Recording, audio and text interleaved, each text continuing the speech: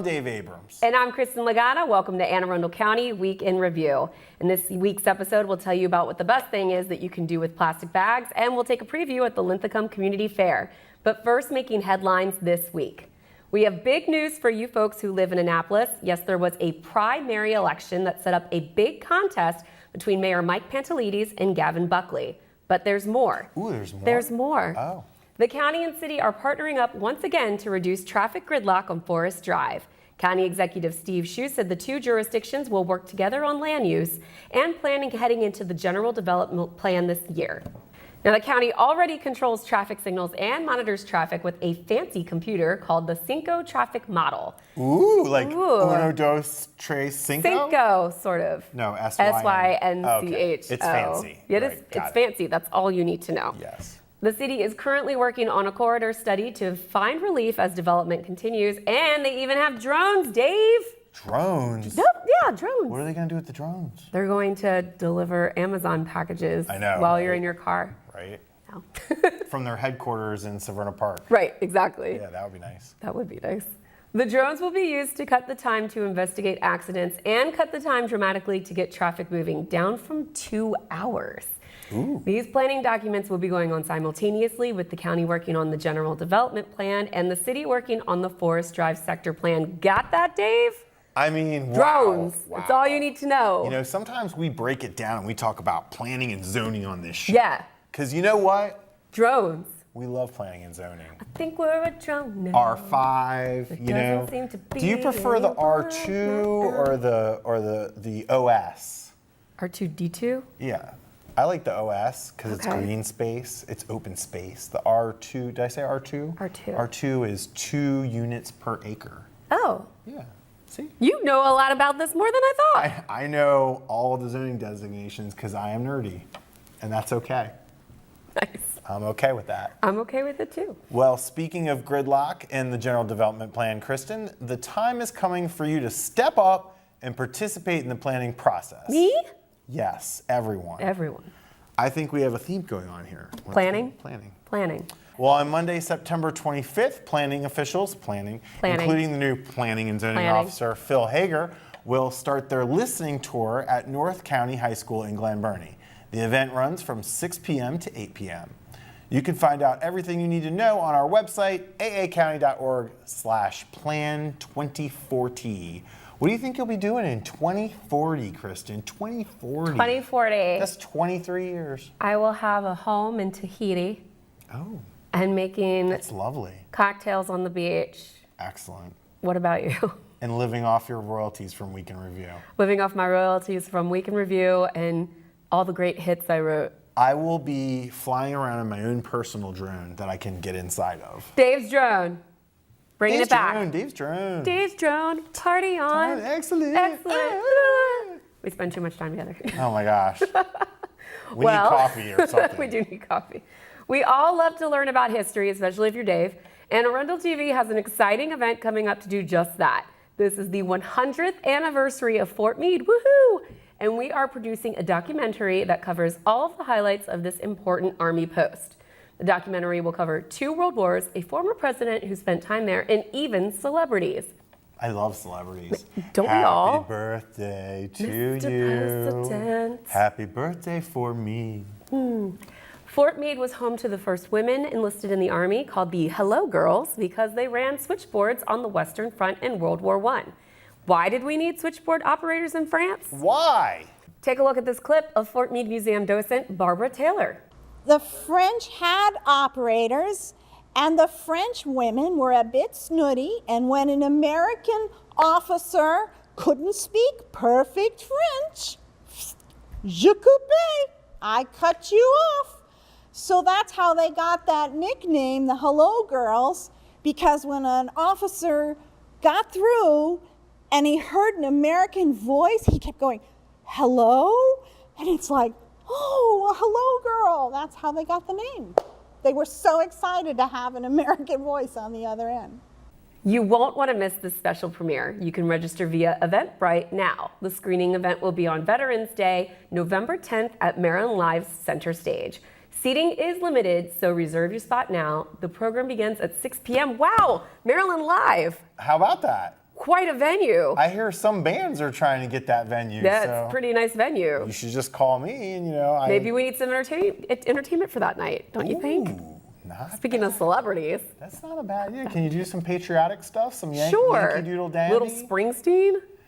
Seriously, though, we are so excited about this. This sounds, and I'm guessing you're playing a large role in this. Behind the scenes. Behind the scenes, Yeah, of behind course. the scenes. It's just Some like... of your favorite things, documentary, Yep. Fort Meade, Yep. Maryland Live. Tanks. Tanks. History. You're going to learn a lot of stuff about Fort Meade that you didn't know about. That's interesting. I promise it won't be boring. I wouldn't think it would be boring. I know, but just in case anyone's thinking it's going to be boring, it's not going to be boring. There's some really cool, really interesting things.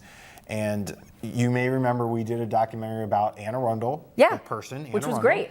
And it came out pretty good and pretty good. It came out pretty well. Came out pretty well. And the funny thing about that one is, there's like 5 pieces of paper about Anne Arundel. There's very little information. But you made an entire documentary So this one, we're going through 100 years. Trying to condense. 2 world wars, like NSA, like all that stuff. And, we had to cram it all into 30 minutes.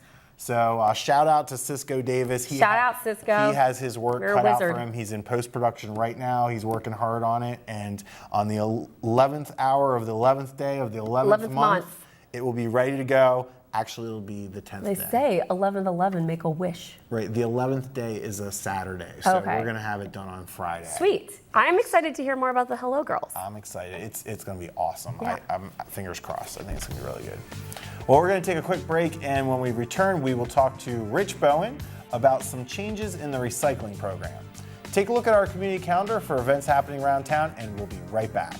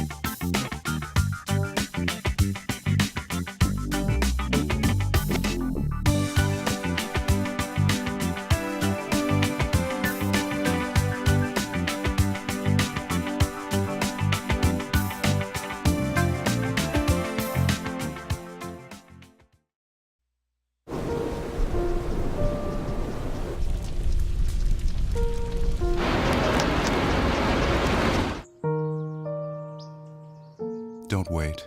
Communicate. Make your emergency plan today.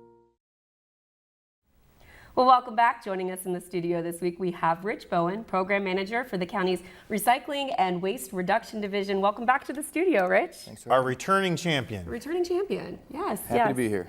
Yes, and we're happy to have you. A recent mailer that went countywide, and of course, this mailer was explaining about plastic bags and why they should no longer be in the recycling collection. Can you talk a bit about the mailer for us? The mailer had 2 main topics. One was containerizing your recyclables. A lot of residents have gone to using a trash bag, a tall kitchen white bag to put their recyclables inside their home, which is fine. They can still do that. But what was going on was a good percentage of the recyclables going into the trucks for collection. The material was still in the bags. And when those bags are delivered to our recyclables processor, they can't open up all of those bags and release the recycling to be able to process them. The material needs to be loose in order to be processed.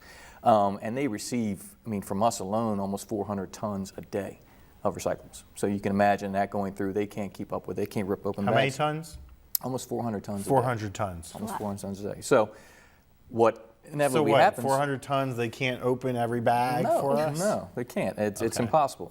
They're a 5-day-a-week, 3 shifts, 24 hours a day. They're running, they're rolling, and they need to get the material through and processed. So inevitably, a lot of the bag recyclables becomes trash. They grab the bag and they put it in there, what's called a residue bunker, and it goes to the incinerator in Baltimore City, and it's lost recycling. So what the mailer asks residents to do, you can still bag it inside your home. That doesn't have to change. But when you walk out to your recycling container, your cart, open the bag up, dump the recyclables into your container, reuse the bag. Easy enough. You know, they can reuse it for recycling again back in the house, or they can use it for trash, so they could save some money on bags as well. So that was a main point, and that was the reason why, is we want to maximize the recovery of recyclables, and when they're put in a bag, that hurts that. So can you just walk us through a little bit more detailed what happens when, so the recyclables go in the truck goes to a location, and at that location, it dumps into what, like a big sorter or something, into a machine that agitates it or something like that? Well, first it goes on the floor, then it's pushed to a conveyor belt. The conveyor belt heads into the building, and there are pickers on either side of it trying to pull out things that aren't recyclable. We get a lot of wishful recyclers where they put things in their container that they hope is recyclable, like a garden hose. I do that. Yeah, don't do that. Tracy Reynolds told me to do that. So, hi Tracy, how you doing? So she told me to do that. Their main job is to do that, but they can't. The material's coming through. It's coming through at a rate that they can't grab these bags and open them up. So they're just grabbing them and putting it with the other stuff that's not. Okay, and then the stuff that is recyclable, then what? It goes first thing it into hits is some belts, some gears that take the paper and get the paper to float up over top, and all the other material drops down. So that separates there, and then it goes through a crusher and comes through another line, and there's more pickers trying to grab what went into the paper line that shouldn't have been in the paper, or what went in the plastic line shouldn't be in there, metal. And do we deal with one plant that does this? Yes, one, it's in Elkridge, one Maryland. contractor. Yeah, Elkridge, so if Maryland. this contractor says we will not do A, B, or C, we have to comply with that, And or else we have to pay for the hauling to send it far away. That's the kicker. We're penalized. Recyclables that are put in a bag and delivered to the facility, we're penalized. We have to pay for that as trash. Instead of making revenue off of those recyclables, we're getting a penalty. So, you know, that's the main things. We want to maximize recycling. We want everything to be recycled that can be. And we also want to avoid costs. So, Are we the only county using this processor? No. Howard County, Baltimore City, Carroll takes some material there, a couple other small. So it's really not just Anne Arundel County that's experiencing this change. Right. The processors always asked their customers bringing the material to not deliver it in bags.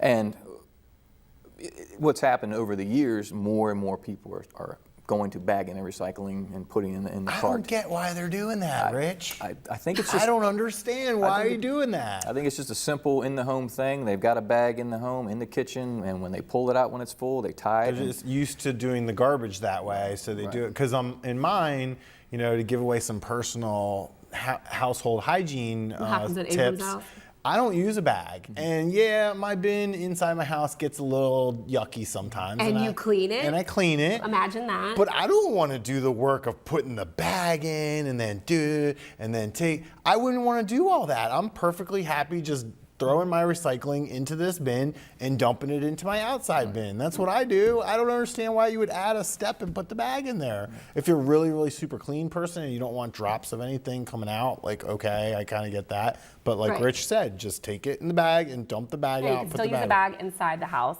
Just reuse it. I've got one more really crazy question I have to get out because I know people are thinking this.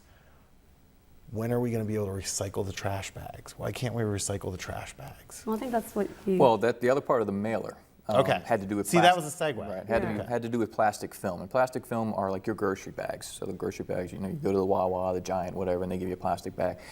Plastic film includes those, bread bags, newspaper bags, dry cleaning you know, bags.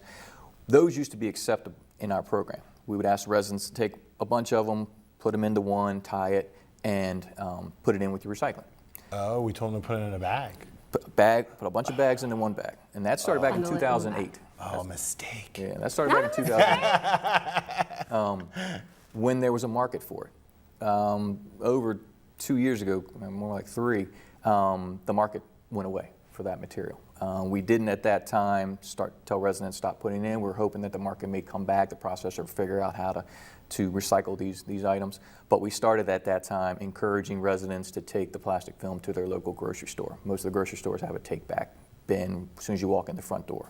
And they'll take your dry cleaning They'll take all wrappers and stuff? Yep, you can put the Didn't you bread have bags. a rule about like crinkling or something? What was it? Strategy. Well, Stuff yeah, that... you're thinking like chip bags. Okay, kind which of you were stuff. going to get to. That's never been accepted in our program. Okay, that's trash. Right. So what we've asked residents in this mailer is now, please don't put it into your recycling container. To as the option to recycle it, take it to your local grocery store. And they can now take it to their local recycling center. Our 3 recycling centers, Northern, Southern, and Central, now accept plastic film for recycling. So there's not only any grocery store, any of the recycling centers, there's so many options where you can doesn't have to be your grocery bag. It can be your dry cleaning, shopping bag, your Ziploc, newspaper bag, bubble wrap, kind of the super skinny plastic shrink wrap. bags. Yeah. The stretchy shrink wraps. anything that's stretchy. Right. Okay. And the reason it went away as far as a marketable item is with it being mixed in with other recycling, it would get contaminated. It'd get some type of residue on it, and the buyer wants clean material. One of the major buyers for this is the manufacturers that make plastic lumber. They use the plastic film to manufacture that, and they want a clean component from the plastic film they're using. So putting it in with your recycling Will be clean. Right, it's going to get dirty. So the other reason we want to get it out of there is some residents weren't putting a bunch of bags into one, they were just throwing them in loose over the years. And when that goes through back to our processor, when it's on the conveyor belt and it goes over those gears I was talking about to get the paper to flow, guess what the plastic bags will do? They'll wrap right around it. They'll spin and wrap around. They've got to shut down the line and go in there with box cutters and cut them all out, and that cuts down on their ability to be productive. So it's really the same idea as what we do with the yard waste, that these bags just gum up the operation and we just got to get them out of there. Right. So And that answers your question. Why we're not going to That recycle does- trash bags? That does answer Because my they question. jam the machine. Okay. and there's no market to Are you going to sell live in them a within house made single out of stream. plastic lumber?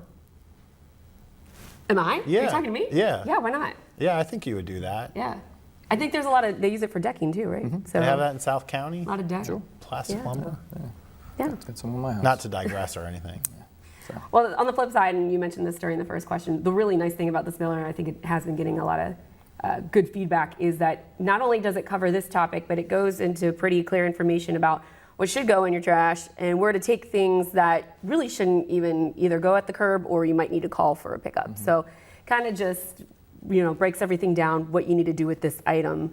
So major kudos for that. Definitely. And one thing, you can still use a garbage bag, a plastic bag for your trash. Yes. We don't want you to put, some residents misunderstood it and then thought we wanted trash boy. loose as well. No, Yeah. still use a You don't plastic want bag. that. Secure that in a plastic bag and put it in a nice trash bag, Very good. can with a tight fitting lid. Still. And I should just say, in defense of my colleagues here who do this every day, that Anne Arundel County has always been ahead of the curve on recycling, or curb. Head of the curb. But I mean, we were the first ones to do single streaming. We've always been flexible to try and make it as easy as possible for people. And this shows that, again, it may be annoying to some people that they can't put it in a bag and cinch it and then It's throw just it in. trying to get used to But the we change. were doing that for so long and pushing that as long as we possibly could until the contractor said, no, we're not doing it anymore.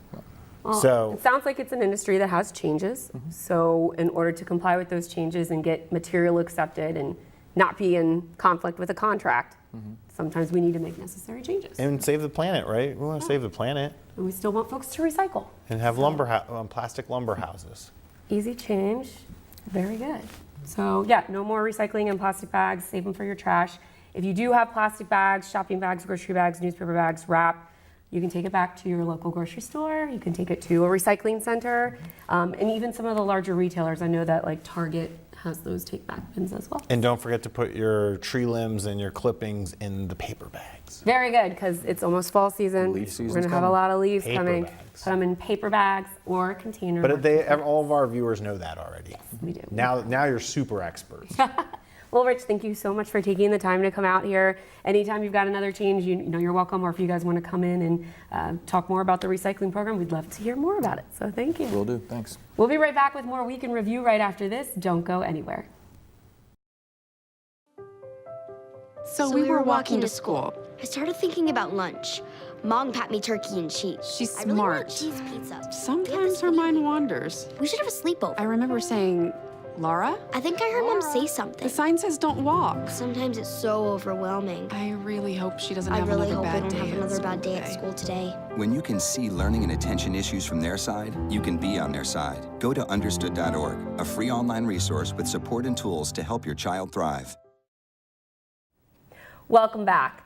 Sadly, the county fair has come and gone for another year. I'll miss you, Samson the camel. I'm sorry. I saw Samson in the paper, though. I saw him from He's doing afar. good. He's They were fine. far too busy. I couldn't Yeah, visit. he's fine.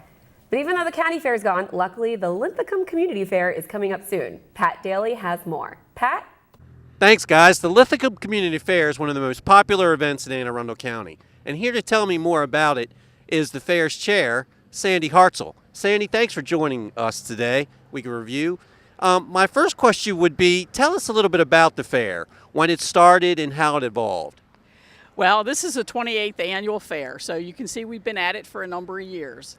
It started as a community-wide church picnic and has evolved into what the fair is today. Over the years, we've added crafters, we've added parades, we've added rides for the kids, we've added all kinds of entertainment. So as you can see, it's grown from just a large picnic into a very large event every year, and it's always the last Saturday of September. Tell us a little bit about the vendors that participate in the fair. The vendors in our fair are very unique. We don't have the carnival type vendors that you might expect at a fair. All our vendors are nonprofits or not-for-profits, such as Boy Scout and Girl Scout troops, churches, and county agencies, things like other agencies like the Rotary, the Chamber of Commerce has participated. So we have a lot of different community organizations that participate in the fair every year, and they provide the games and the rides for us. So what major attractions could you give us to look forward to as we visit the fair? Well, we have a parade that starts at 9 o'clock. It goes from Lindale, comes down here to the fairgrounds. And Keith Mills is one of the announcers that will be here and help out doing the emceeing for the fair. We have a full day of entertainment that runs from 10 to 3, the whole length of the fair. We have a children's area. We have pony rides.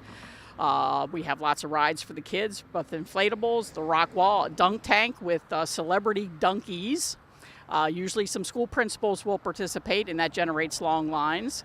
We have 20-plus crafters that come in, and they feature all handmade items. It's none of the stuff coming in that's a resale type item. So we have very unique crafts that's here every year.